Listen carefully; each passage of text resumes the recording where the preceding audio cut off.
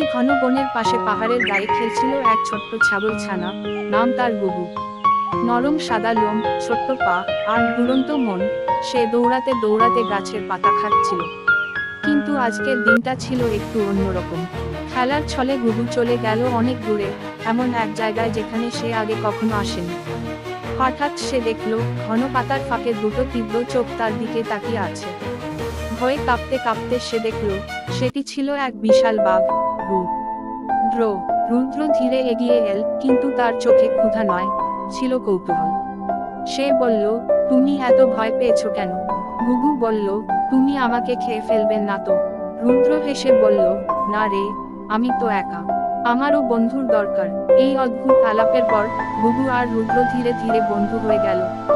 রুদ্র তার বিশাল থাবা দিয়ে গুগুকে রক্ষা করত, আর গুগু তাকে গান শোনাতো, গল্প বলতো। একদিন এক ভয়ঙ্কর ঝড় এল, প্রবল বৃষ্টি, গর্জন, বাতাস।